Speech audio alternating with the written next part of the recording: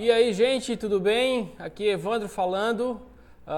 Sejam todos bem-vindos a essa nossa conversa de hoje sobre a essência projetual do design. A nossa ideia de hoje é conversar acerca desses parâmetros que tornam o design um pouco diferente de um processo artístico, ok? E para que a gente também consiga entender como a gente pode gerar soluções que sejam realmente eficazes para os nossos usuários, para os nossos clientes, para as pessoas que colaboram conosco no processo, né, para os stakeholders de uma forma geral, ok?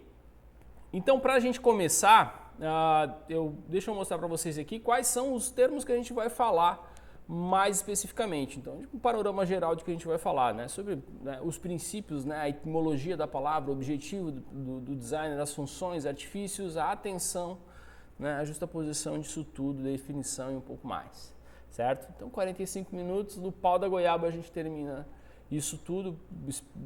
Espero ser um pouco mais objetivo, né, no que a gente está conversando. E é realmente para a gente dar aquele start, né, num novo modo de pensar em se tratando de design. A gente tem pessoas que são freelancers, tem pessoas que são de áreas diferentes, conheço pessoas da química que trabalham com design hoje, advogados que trabalham com design, por ser uma carreira que dá pra gente muita perspectiva e também por ser algo muito legal de se fazer, tá? Então a gente vai trabalhar em cima desses princípios. Inicialmente eu queria falar para vocês acerca do nome, né, do design e do problema que isso gera quando a gente precisa explicar para as outras pessoas o que a gente faz de verdade, né? Eu acho que é bem comum, se já aconteceu comigo, provavelmente deve ter acontecido com algum de vocês também. Quando alguém pergunta o que a gente faz, a gente diz que faz design, que é designer, né? E fica meio que uma nuvem, uma penumbra ali. E aí? Tu é designer, mas tu fazes o que realmente, né? E aí fica um pouco difícil de explicar e tal, né? As pessoas pensam, não, tu é desenhista, as pessoas, tu faz móvel, tu faz site, tu faz roupa, né? Fica um pouco difícil de entender, né? Principalmente a história do desenhista, né? Então, para a gente entender um pouco melhor isso, a gente tem a etimologia da palavra, né, que nos dá a entender esse princípio aqui. A gente tem, por exemplo, do latim, né, que é designo, quer dizer o que uma coisa é, como fazer alguma coisa, né, designar alguma coisa. Beleza, mas aí a gente vem para o inglês, que é o termo que originou basicamente isso, né, na Europa, em línguas germânicas e tal. Mas no inglês a gente tem design, que é projeto, configuração, né? E draw, que é desenho, ok? Então a gente tem essas duas conotações diferentes, certo? Então por isso que muitas vezes as pessoas confundem, porque no Brasil a gente não tem, né? No português em si a gente não tem essa distinção do que é design, né, e do que é desenho, acaba sendo que em muitos dicionários é a mesma coisa, ok? No espanhol, então, a gente tem designo e de burro, ok? Designo como projeto de configuração, e vejam que é mais parecido com desenho, ok? Então, aumenta mais ainda a confusão, e de burro, que é o desenho propriamente dito, a representação através de pontos e linhas e valores, aquilo que o professor Gilba falou na live de ontem, né?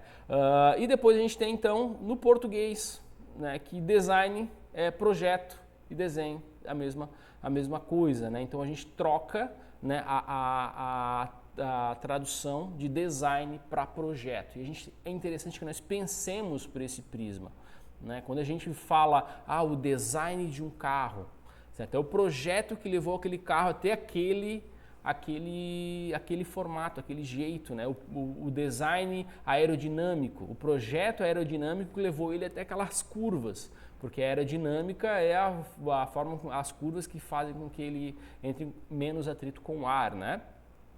E aí então a gente tem essa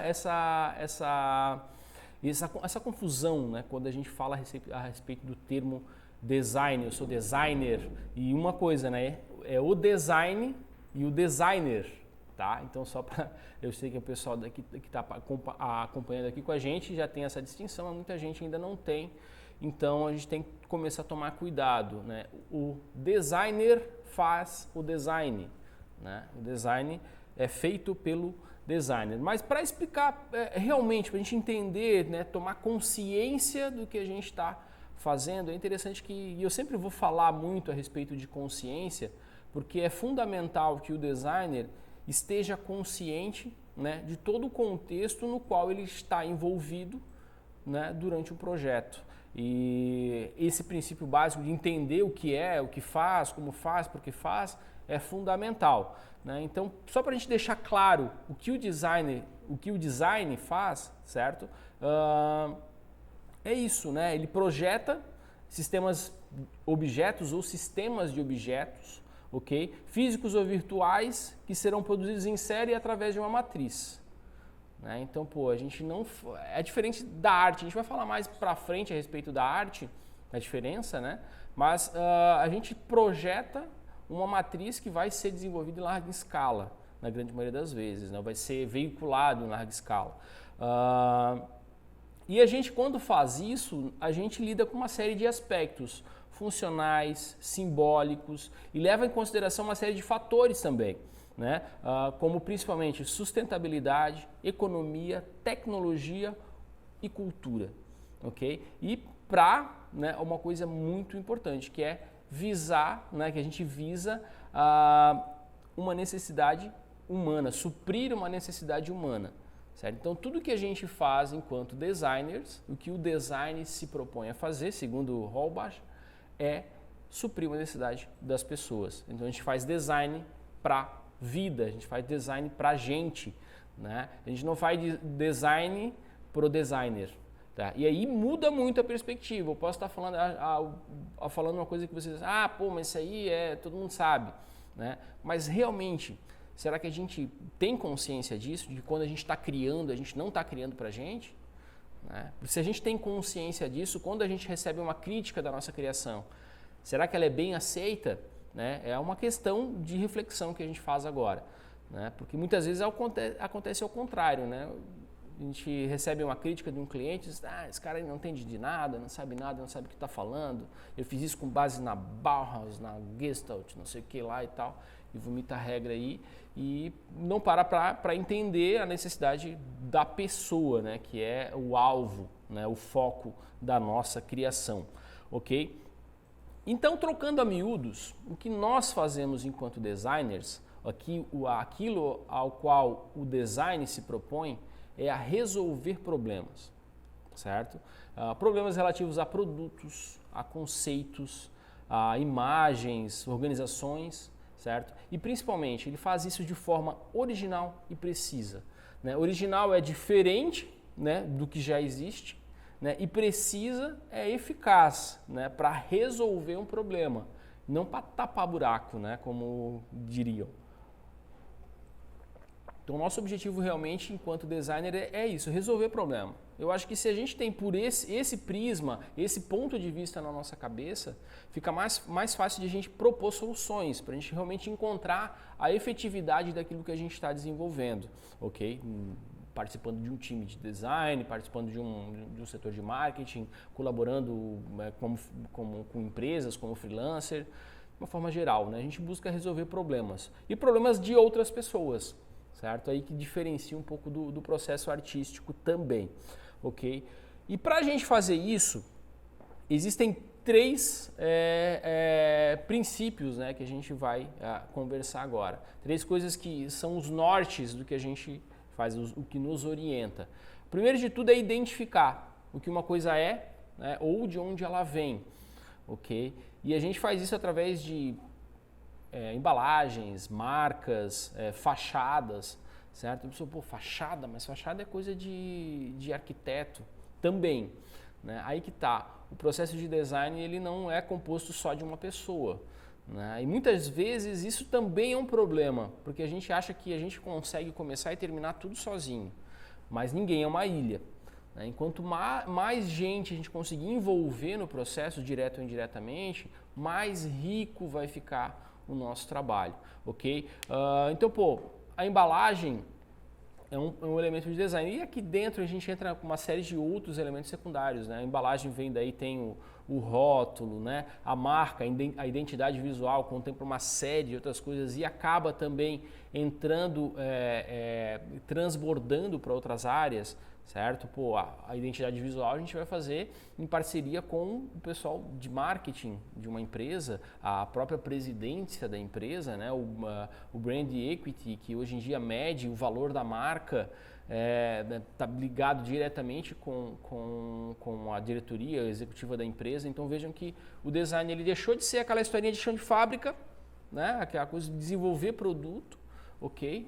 Muito próximo da produção, para ser uma coisa mais ligada à parte executiva da empresa. Então, essa questão, né, de identificar, e quando a gente faz desse jeito, a gente não corre o risco de já ter a solução pronta quando a gente recebe a demanda, né? Então, pô, a minha função, uma das minhas funções enquanto designer é identificar coisas. Certo? Eu posso fazer isso através de embalagens, posso fazer isso por meio de marca, de identidades, de fachadas, né, de panfletos, enfim. Né, tem várias maneiras que eu posso utilizar para fazer esse processo ser interessante para o meu cliente. Mas eu não fixo, eu faço identidade visual, eu faço só fachada e tal. Né? Apesar de que a gente pode se especializar em algum desses elementos, como estúdio de design, como a gente tem vários, né, que trabalham só com sinalização, enfim, certo? Mas um objetivo principal que a gente tem como norte, como função,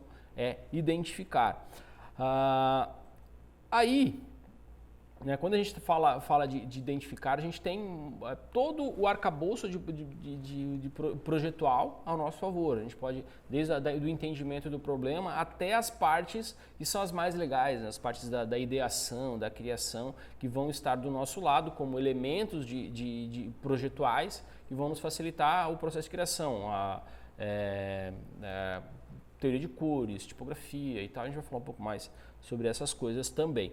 Uma outra função também fundamental para a gente é informar e instruir. Então a gente vai identificar coisas, certo? E vai informar e instruir pessoas, no caso, né? O design é feito para a gente.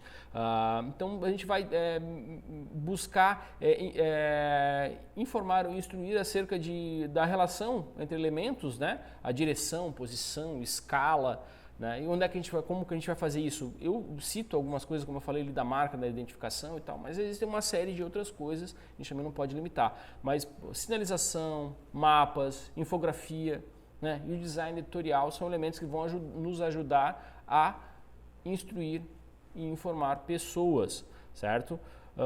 Então, por exemplo, aqui na tela, eu separei aqui um projeto de sinalização, onde a gente consegue ver o design sendo aplicado, né? E o objetivo aqui, quando a gente trabalha com foco nas pessoas, certo? É justamente esse, facilitar, no caso aqui, informar, instruir, né? Ou facilitar a vida das pessoas, ok? Por exemplo, num hospital, né? Como a pessoa sabe onde é que é o banheiro, qual que é o banheiro para deficiente, onde é que é o estacionamento, onde é a recepção, quem é o funcionário X e Y, certo? Então tudo isso, o uniforme, acaba ajudando a tornar a vida em sociedade um pouco mais fácil, né? Vejam só como é importante esse nosso papel de criadores, né? De soluções, certo? Sempre com base num problema que vem de outras pessoas, né? Então a gente entra também com a parte da infografia, onde a gente vai tentar facilitar também o entendimento acerca de elementos. E quando a gente fala de infografia, a gente tem 3 princípios básicos, né, do funcionamento, que é o mapa, como aqui a gente está vendo o mapa, né, que dá indícios de alguma coisa. A gente tem a justaposição e a timeline, né, para dar o fluxo de informação. A gente pode usar isso, como eu falei aqui, né, para instruir e tal, mas não necessariamente fazer um infográfico para colocar numa revista.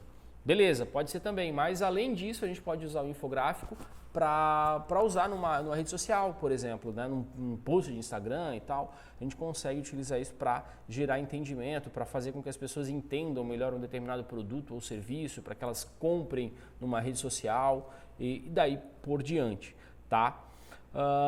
O interessante disso é que a gente consiga realmente passar a informação da forma mais clara e mais objetiva possível, certo? Então vejam que eu gosto de falar acerca desse novo jeito de pensar de design, porque a gente tem muito arraigado na gente, principalmente quando a gente começa, né, um período longo depois que a gente começa, com a ideia de que tudo que eu faço tem que ser bonito, ok?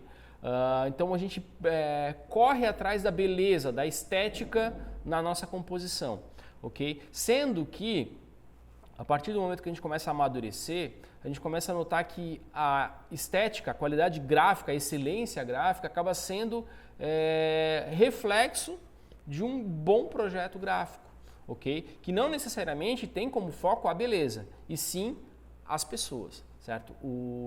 A eficácia na resolução dos problemas, certo? Então, se a gente atinge esse objetivo, certo? Aí a gente pode amadurecer um pouco mais a qualidade estética e ao longo do tempo a gente também vai tendo um pouco mais de entendimento do que funciona, o que não funciona, né? Vai tendo um pouco mais de relação com as cores, entendendo um pouco mais de teorias, relações de proporção e escala, né? Efeitos de diagramação, espaçamento, respiro, e, enfim, técnicas de composição que vão ajudar a gente, mas o norte sempre é realmente buscar o prisma da efetividade no que a gente faz, certo?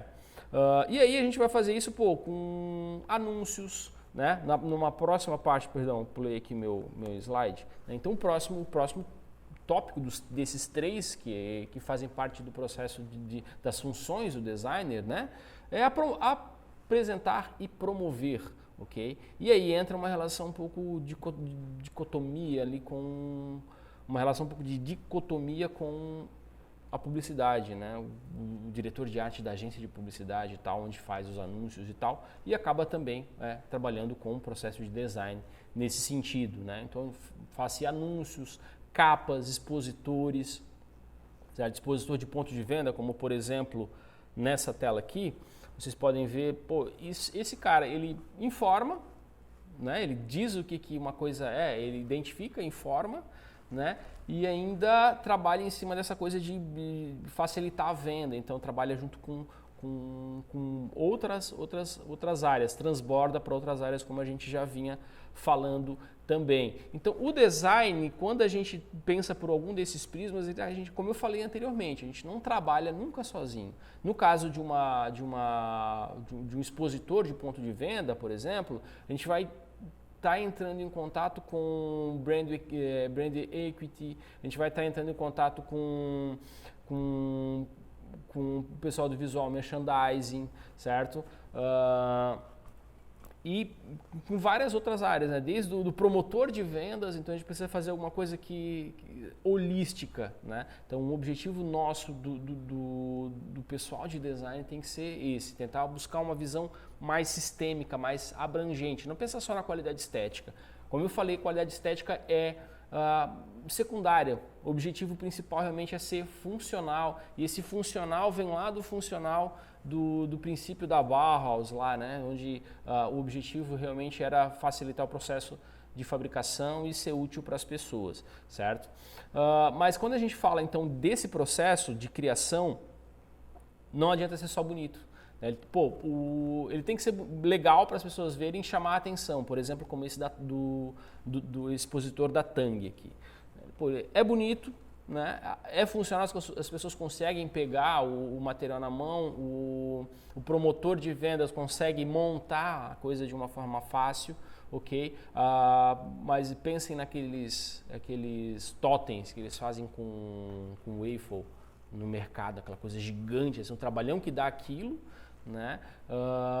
Não é tão funcional pro promotor de vendas, o cara que monta aquilo tudo lá, né? Mas chama atenção e tal, pensar na função, na forma de fazer e tal, né? E no contexto geral. O interessante, né, nessa conversa que a gente está fazendo agora é justamente isso, é a gente plantar na cabeça de vocês um pouco dessa vontade de observar mais do que o que está na nossa frente, tentar observar o todo de uma forma um pouco mais abrangente, ok? Então, como eu falei, ficamos então sobre a parte informar e instruir, promover, né?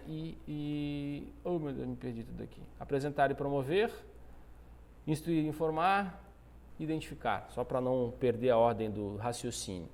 Né? E como é que a gente faz isso? Como é que a gente vai criar essas coisas todas, certo? A gente aí tem os elementos fundamentais que vão ajudar a gente, né? Os artifícios que a gente vai utilizar para fazer com que essas coisas aconteçam.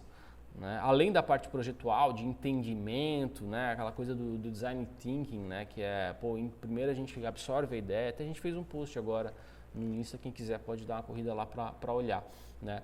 De entender primeiro o cenário para depois propor soluções, né? Depois de tudo isso que a gente entendeu, a gente definiu o que é mais viável, depois de a gente definir o que é mais viável, divergir de novo em busca de possíveis soluções e prototipar a solução que for mais interessante, testar isso no mundo para ver se funciona e depois fazer a prova real e lançar um produto, ou lançar um serviço ou uma solução. É assim que acontece a inovação. Né? O Design Thinking ele funciona muito para trabalhar a inovação realmente. Né? Mas além disso, quando a gente está no pega para capar realmente, quando a gente está no processo compositivo, certo? A gente tem uma série de elementos que a gente vai utilizar para fazer essas composições, para trazer à tona essas realidades, no nosso caso, as realidades do design gráfico. Né? E são elas aqui a tipografia, fotografia, ilustração, iconografia, formas e cores. Né? Agora a gente pensa, mas eu preciso dominar tudo isso? É bom que conheça, que consiga combinar esses elementos, mas poxa, né? Eu sou designer, eu preciso saber desenhar? Eu preciso ser desenhista, eu preciso ser ilustrador, fotógrafo, iconografista, especialista em cores, preciso ser tudo isso? Não. O designer não precisa desenhar bem, mas desenhar precisa.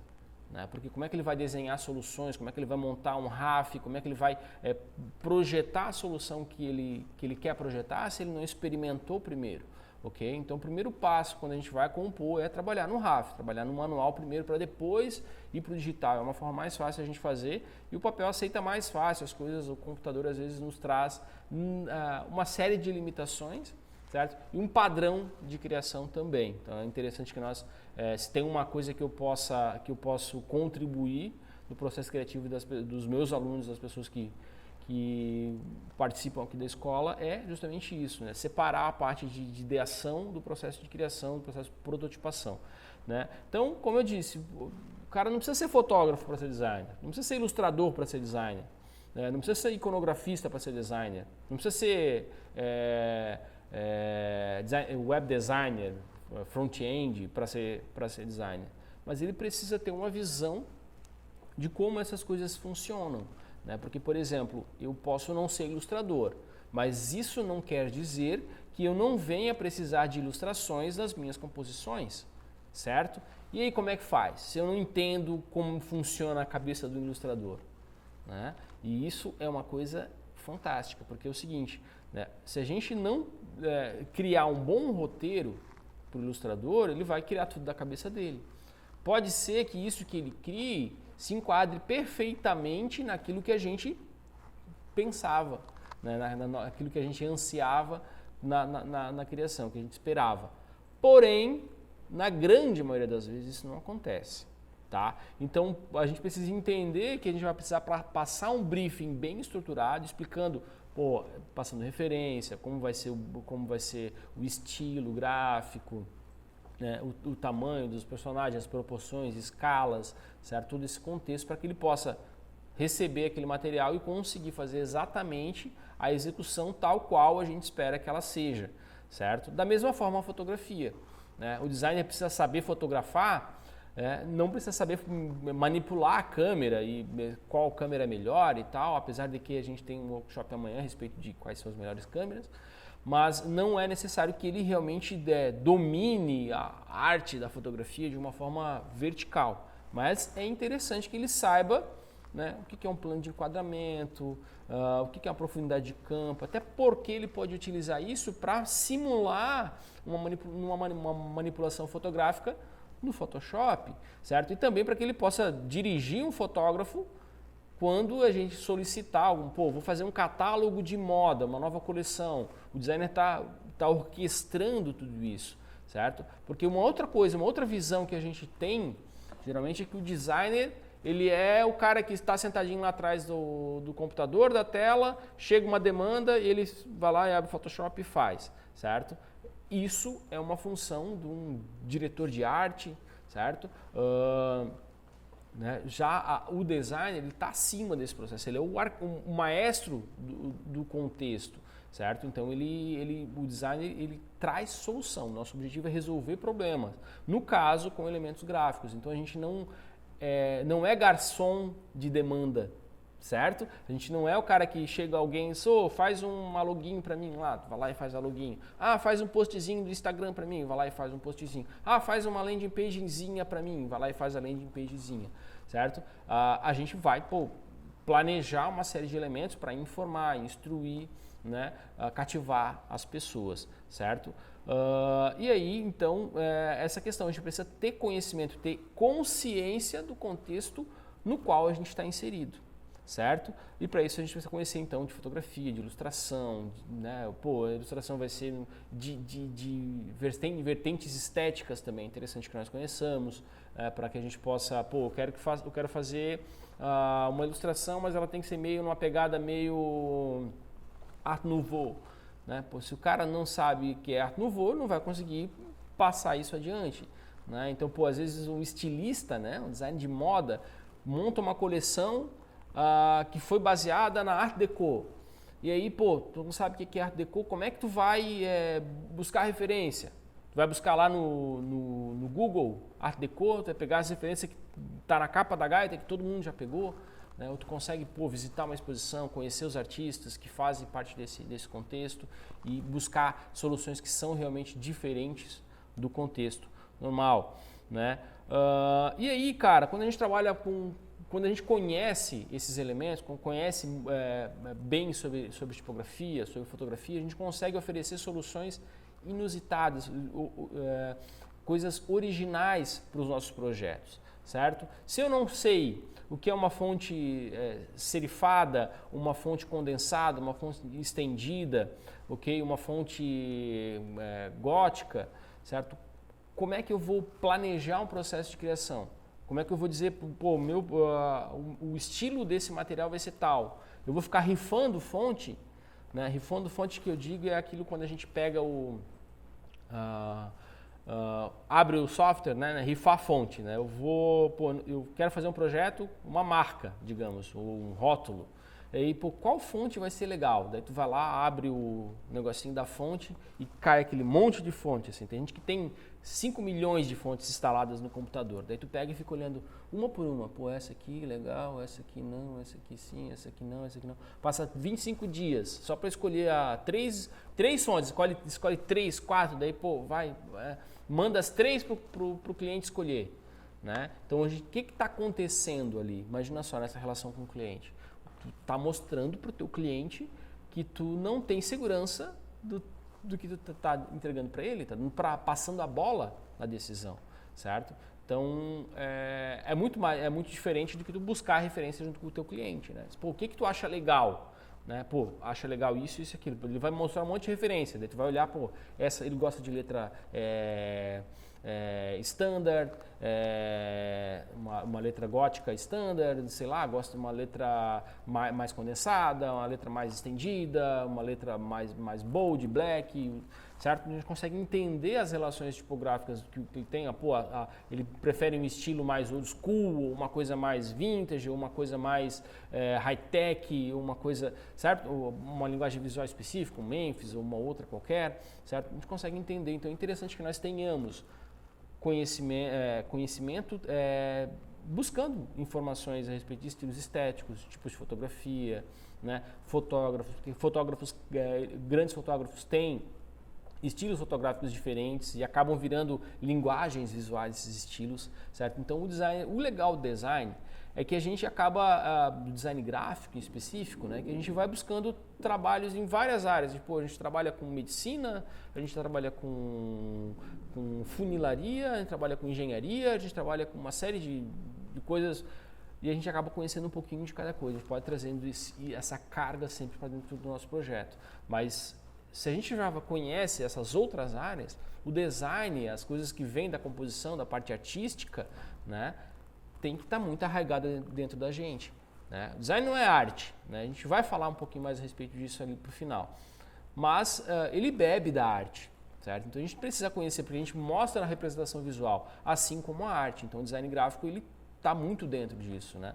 E é interessante que a gente veja, por exemplo, aqui no rótulo do Jack Daniels, que a gente tem essa coisa da tipografia. A gente não tem muitos elementos gráficos além da tipografia. Tem uma ilustraçãozinha da abelhinha ali para mostrar a coisa do mel, né? Mas a grande parte são grafismos e tipografia. E está agradável pra caramba e muito direto, né?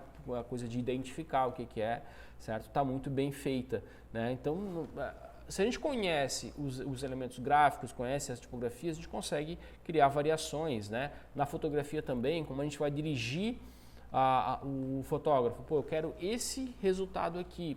Basicamente, eu quero uma paleta de cores assim, eu quero uma modelo nesse estilo para trazer esse tipo de representação e daí por diante, certo? Ilustração da mesma forma, como eu falei, a gente não precisa desenhar bem, a gente precisa desenhar no nosso projeto, certo? Mas se a gente não desenha bem, não quer dizer que a gente não possa botar uma ilustração no nosso trabalho.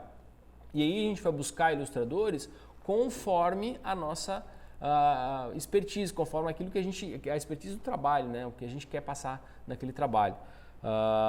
Na parte de UI também, formas, entender como as formas funcionam, né? A gente tem uma coisa que se chama narrativa gráfica e está muito presente nos gibis, na parte de narrativa, de como a gente passa o sentimento através da imagem estática, né? E os quadrinhos têm muito disso. E a gente pode usar isso para anúncios, a gente pode utilizar isso para passar sentimento de forma estática, que é muito mais difícil a gente passar sentimento por meio de uma imagem do que por meio de um vídeo, um filme, que faz chorar em 1 minuto com um filtro frio, uma pessoa chorando, uma música triste, pô, tu chora também, né? Agora uma imagem, como a gente consegue passar, então precisa de muito mais artifícios de significação. E a forma é o principal elemento, é a base de tudo. Qualquer desenho, por mais complexo que ele seja, ele é formado de formas básicas, de ponto, de linhas, formas, e daí por diante, né? Então a gente consegue dar essa alma, porque linhas curvas têm um tipo de sentimento, linhas retas têm outro tipo de sentimento, certo? Jennifer, tu pode mandar para mim? Isso.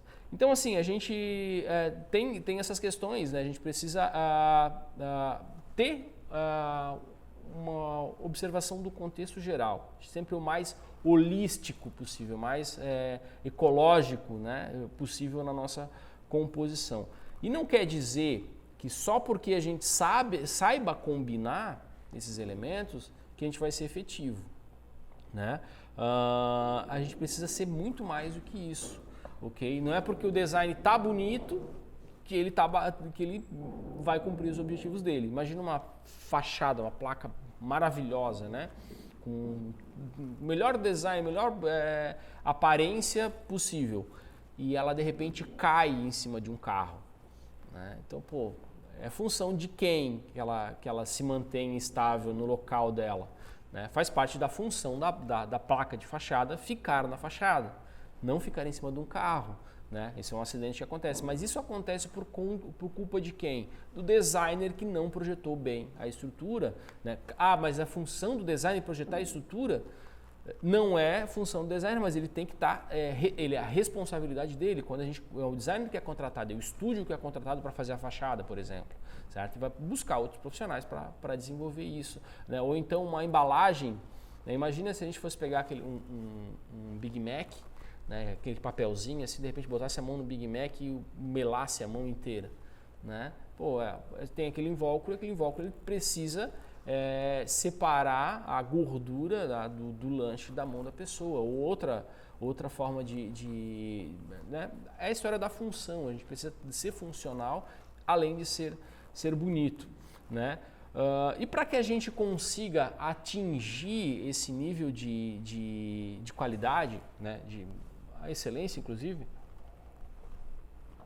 é fundamental que a gente tenha uma coisa muito importante, né? Que é consciência do contexto geral, que a gente consiga buscar mais do que somente a parte estética, certo? O elemento fundamental disso, né, e o principal, como a gente viu lá no começo, é entender os usuários, certo? A gente precisa entender as pessoas para quem a gente está criando, né?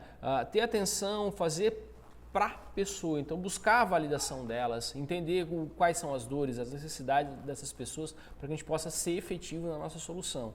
Às vezes o cliente, né, que não tem obrigação de saber, porque por isso ele contrata um designer, né, ele busca uma determinada coisa, eu quero um site, né, mas pô, ele não tem nem uma marca ainda, ele não tem uma identidade visual, ele não tem um sistema, né, de sinalização na empresa dele. Será que esse é o passo inicial? Não tem que a gente pensar em outras coisas antes, certo? Ele quer um site parecido com o do concorrente tal, mas ele vende para um nicho muito diferente, né? Será que vale a pena? Então a gente precisa entender, né, todos os contextos. O principal deles é as pessoas. A gente só existe design porque existe gente, né? Depois disso a gente precisa ficar de olho na materialidade, de como as coisas são feitas, né? Por exemplo, eu botei um tiozinho aqui no slide aqui para mostrar para vocês a materialidade, a durabilidade, né? Porque eu escolhi um cara tatuado, porque a pele é uma mídia, certo? Então, a partir do momento que a gente tatua, a gente fica para a vida inteira com a tatuagem, né? Então, uma embalagem, ela precisa ter durabilidade, a gente precisa saber quantas caixas cabem uma em cima da outra, a gente precisa entender quanto tempo o papel resiste sob umidade, ok? A gente precisa saber desses contextos, trabalhando online, precisa saber quanto tempo, quanto tráfego aceita um determinado servidor para a gente poder mandar bastante usuário. Isso também vai entrar em contato com outras áreas também, como a parte de front-end, engenharia, marketing, né? Tudo acaba misturando, né? A equipe do design sempre tem que ser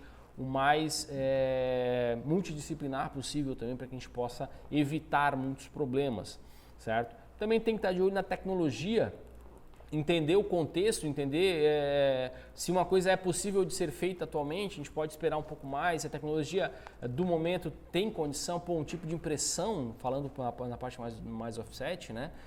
Será que vale mais a pena fazer uma impressão flexográfica ou uma impressão offset? Ou vale mais a pena fazer só digital? Né? Como é que vai ser a distribuição disso? Pensar nesse contexto é bem importante, tá? E os processos que vão ser utilizados para essa condição, né? Como a gente vai chegar do ponto A ao ponto B? Quais são os resultados que a gente vai utilizar para a criação? Além disso, ainda a gente tem o orçamento, né, e o tempo, ok, das coisas. Quanto tempo vai demorar para uma coisa ficar pronta e qual o valor que a gente tem para poder investir nesse projeto, certo? Isso tem que estar determinado, né? A gente não pode, com tudo isso em mãos, a gente consegue fazer um projeto e oferecer qualidade para o nosso usuário, né? Porque é o seguinte, do contrário, o que a gente está fazendo, né? A gente está rotulando o nosso trabalho, botando preço, precificando lá. A gente vê muita gente falando a respeito de precificação, e o que eu vejo falar, quanto é que vale para criar um post de Instagram, quanto é que vale para criar isso, quanto é que vale para criar aquilo. Quando a gente faz isso, a gente está leiloando o nosso trabalho. E qual que é o problema de leiloar o trabalho? É que as pessoas sempre vão pagar menos. Sempre quem oferece preço, busca clientes que estão atrás de preço. E se de repente o teu preço aumenta, tu perde o cliente. Agora, quando você trabalha em busca de solução de problemas, a pessoa que busca, que tem um problema e quer que esse problema seja resolvido, eu acho que o preço não é um elemento fundamental ali, é um elemento secundário. Tá? Então a gente tem que pensar muito nessa questão. E o tempo é uma questão assim, né? O tempo não é um problema à parte. O tempo é o problema, o tempo e a verba. Se eu tenho muito tempo e muita verba, cara, eu posso contratar os gêmeos para ilustrar a capa da revista. Né? Eu posso chamar o Duran para fotografar, certo? Do contrário, pô, tem que ver quem é o estúdio que tem próximo, quem é o ilustrador que pode fazer mais barato, quanto tempo, pô, senão eu posso fazer, sei lá, um mural, ou usar todos os outdoors de São Paulo para passar informação, contar uma história, né? Ou então, senão, pô, tem que fazer uma landing page para fazer isso mais barato, ok? Então, a gente tem essa relação, né? Quanto tempo uma coisa pode durar. A gente tem projetos bons, né, que podem ser feitos com pouca grana e com pouco tempo, certo? É um pouco mais difícil, né? Mas a gente consegue equilibrar essas coisas conversando com o cliente, vendo a necessidade real, né? E quebrando o problema grande em problemas menores. Às vezes o cara quer um mega site com pouco dinheiro e pouco tempo. Às vezes a gente pode fazer uma identidade visual e um perfil de Instagram legal, né? Para ajustar o que ele tem de valor e o que ele tem de tempo de entrega, certo? E principalmente, certo? O que a gente precisa levar em consideração também é a sustentabilidade, ok? E quando eu falo de sustentabilidade, não é só a questão ecológica, que a gente conhece, sustentabilidade, ecologia, não sei o quê. É também, né? Pô, quando a gente vai projetar um material offset, uma impressão e tal, quanto que aquilo vai gerar de resíduo, ok? Como aquilo vai ser descartado? Uma embalagem que a gente vai fazer, como aquela embalagem vai ser descartada? E hoje em dia a gente tem uma loucura no mercado que a embalagem vem com embalagem, que vem com embalagem. Né? Então a embalagem, pô, tem um arroz lá que é integral, que pô, é uma coisa maravilhosa, mas vem com plástico, né? Condicionando cada porçãozinha, que daí vem mais com plástico, que envolve todas as porções, que daí vem uma caixa, e nessa caixa ainda tem uma laminação de um negócio de um hot stamping de ouro. Porra, cara, é muita coisa. Né? Então, pô, será que não dá para fazer de uma forma um pouco mais simples? Né? O tipo de tinta que é aplicada na impressão é uma tinta que pô, contribui, é biodegradável, assim como o papel, né? Ele tem algum tipo de processo químico nele, ele polui, não polui, dá para ser reciclado, não dá. Né? Então, pensar nessa parte sustentável ecológica é importante, mas a gente ainda tem o social e o ambiental, no tripé de sustentabilidade. Também tem que pensar, pô, essa colocação que eu estou fazendo, essa abordagem que eu estou fazendo textual ou uma abordagem, pô, o tamanho do material, ele funciona para as pessoas, certo? O peso, então determinada embalagem, pô, ela acaba acrescendo não sei quantos quilos no produto. Isso aí vai ser funcional socialmente para carregar, para transporte, certo? Para o preço disso, né? O quanto aquilo vai influenciar no orçamento do cliente. Social também é importante, né? Pô, aquilo vai trazer algum prejuízo para as pessoas de algum sentido, sei lá, a ergonomia do material, a forma como ele está sendo a leitura, digamos, pô, se o material ele tem uma letra muito pequena, uma pessoa que tem um problema de visão um pouco maior vai ficar debilitada, não vai conseguir ler tão bem, ou não vai poder usufruir do material, né? Às vezes for uma informação importante, uma sinalização e tal, certo? Então pensar nesses elementos é bem importante. Eu sei que a gente já passou da hora, mas a gente está na reta final agora, só para a gente falar sobre duas coisas também que são importantes, né? Para dar essa visão, a visão um pouco mais abrangente acerca do que se propõe a fazer o designer, né? Essa relação de que design não é arte, certo? Pode ser uma arte, não? A arte do designer, não sei o que e tal, né? Mais romantizado, mas por que a princípio não é? Design e arte são coisas distintas, porque o design resolve um problema de outra pessoa, enquanto a arte parte de uma necessidade intrínseca do artista, de resolver um problema dele, visual, colocar para o mundo uma perspectiva dele, uma opinião dele acerca de alguma coisa, de experimentações e tal, né? Mais pessoal, social. Né? O design ele tem uma criação planejada e um resultado definido, pré-definido a princípio. Né? Então eu vou fazer isso para chegar nisso. Enquanto a arte, o cara bota uma tela na parede e começa a pintar e tal, ele não sabe exatamente onde ele vai chegar. Né? No abstracionismo ainda é um pouco mais vigente, mais evidente essa relação. O cara vai compor uma música e não sabe qual o resultado da música no final, qual a sensação que ela vai causar nas pessoas, certo? Outra coisa do design é que ele tem uma interpretação única, enquanto a arte, pô, varia muito. O cara olha para uma obra de arte e pensa, ai, que bom, como eu estou feliz, outro, ai, como é bucólico, não sei o quê. Enquanto se o cara fizer isso com o design, né, o cara olha para um panfleto de dança e ele vê, pô, será que isso aqui é um dentista? Né? Não tem nexo. Então, o objetivo do design é ter uma representação só. Né? O projeto é separado da execução, diferente da arte, né? Que o projeto artístico, pô, eu começo a pintar e eu termino de pintar, acabou a obra.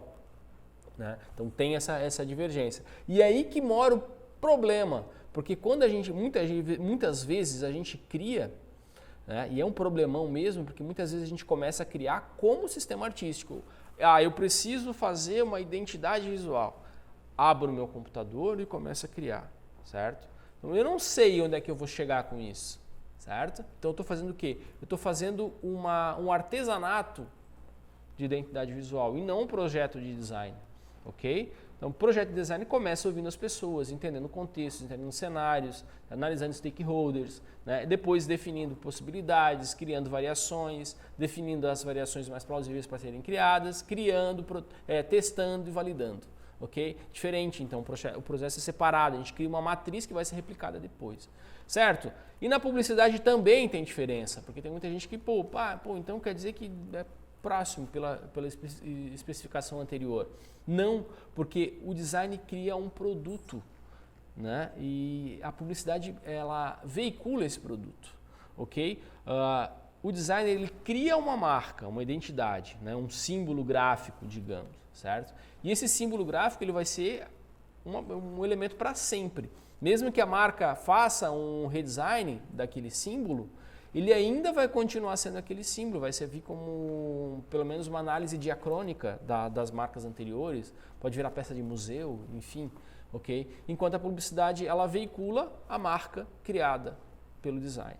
Certo? E uma outra coisa também, a principal distinção, é que o design, ele é perene, ele é para sempre, enquanto a publicidade é efêmera, ela tem um período. Então muitas vezes também assim, aí que tá, porque como a gente às vezes tem gente, eu particularmente sou da publicidade e me especializei em design, né, tem muito essa coisa, eu trabalho muito no meio comercial, né, e a gente precisa ter essa distinção, porque às vezes a gente não pode dourar tanto um trabalho, né, porque ele não vai se manter para sempre, ok? Ele é transitório. Pô, vou criar um anúncio, ele pode não ficar tão bom quanto eu gostaria em relação à parte gráfica e tal, né, porque ele tem um período de maturação, ele vai funcionar aquele mês e depois nunca mais vai funcionar. Posso vir utilizar um elemento dele e tal. Né? Então a gente tem essa questão que é bem pertinente que a gente veja. E é isso aí, gente, o que a gente queria falar para vocês era a respeito dessa consciência, né? De entender que a gente faz para os outros, que a gente resolve problemas, que a gente pode ser também artista, mas o nosso objetivo é resolver problemas de outras pessoas, né? O foco é na eficiência, na sustentabilidade econômica, social e financeira, né? Econômica, social e ecológica.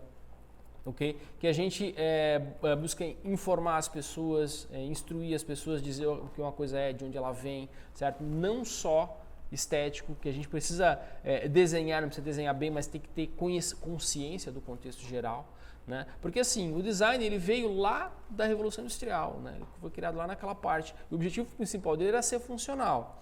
Depois, em Chicago, quando já havia-se a Revolução Industrial já tinha tomado conta e existia muita produção de produto, começou-se a buscar entender como se fazia para que um produto fosse mais atraente do que o outro. Daí desenvolveu-se uma outra vertente do design, que é o design styling, né? Que é uma versão que a gente tem até hoje na nossa cabeça, principalmente aqui no Brasil, que é design é bonito, é coisa legal, coisa bonita, essa peça tem design, né? Mas na verdade hoje em dia a gente vive um outro prisma, né? Que é uma visão mais holística realmente, sistêmica que a gente chama, né? A gente tem que estar de olho no padre e na missa, digamos, né? Tem que olhar no contexto geral. Por quê? Porque a gente tem uma série de pormenores, tem um processo financeiro, de tempo, tem prazo, tem questão social, tem questão geral que a gente precisa observar, não só ficar focado só na beleza de uma coisa, certo? Tem a parte compositiva, tem a parte de projetual, tem uma série de coisas que a gente tem que estar ligado. Alguém fez alguma pergunta? Tem uma colocação? Tem pergunta do Rodrigo de Anelos, falou muito bom, Evandro. Sua aula me lembrou muito de uma aula que eu tive no IED em 2007 sobre design projetual. Isso aí, é mais ou menos nessa vibe realmente. A ideia é passar essa essência mesmo, não falando de projeto especificamente, mas um passinho antes, né? Pra gente dar aquele fôlego, aquela respirada e pensar, pô, então a minha função não é ser o carinha do post, não é ser o carinha do login, mas sim a minha função social, a minha função é humanitária também, é intelectual, é um buraco um pouquinho mais embaixo. Mais alguém? É isso aí?